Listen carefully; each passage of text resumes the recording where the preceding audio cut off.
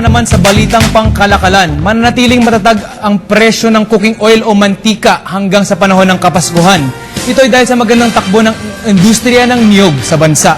Alamin natin ito sa ulat ni George Bandola.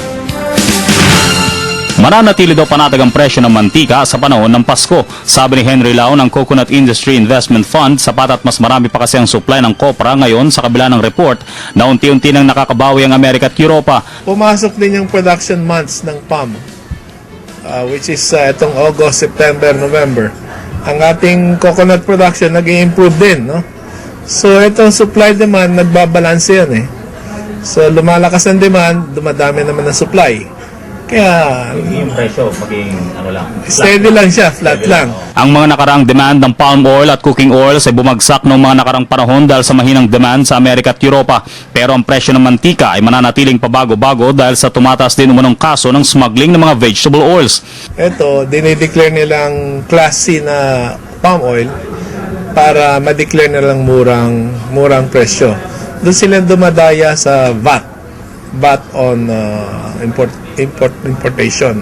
Dalawang klase yan, yung outright at saka yung mga technical smuggling. Malimit ngayon, puro technical na lang yan. Binababa ng presyo para mas mababa ang kanyang value-added tax. Bababaan ang volume para mababa ang kanyang babayaran. No?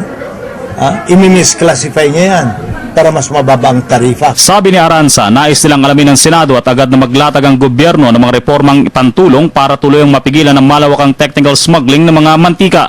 Sa ganitong paraan, mas mapababa pa umano ang presyo nito pag nagkataon. Pinakamaganda rito, wag na mag-patronize ng imported ang ating mga kababayan. Kung kaya namang i-produce sa domestic, gawin na sa domestic. Ipinagtanggol naman ni Aranza ang Bureau of Customs at ang commissioner nito, si dating Congressman Rufy Biazon. Marami di umanong dahilan kung bakit under-collected ang BOC katulad ng paglakas ng piso at mga kaso ng technical smuggling. Volatile yung price ng oil. Iiba rin kung bumagsak ang presyo, liliit. So hindi naman porke mahina at maraming imported na rice. Ang rice, wala namang actual cash collection yan. Kasama yan doon sa i-record lang yung na parang tax, no? Ipapasok ko na sa gobyerno. Para sa Telebisyon ng Bayan, George Bandola. Naniniwala si Tourism Secretary Ramon Jimenez Jr. na tataas pa ang bilang ng mga turistang bibisita sa bansa bago matapos ang taon.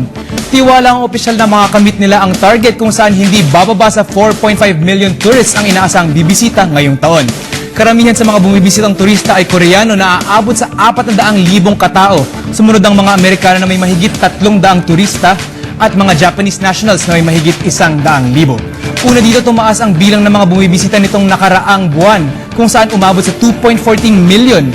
Patuloy naman ang programa ng pamahalaan upang palakasin pa ang turismo sa bansa.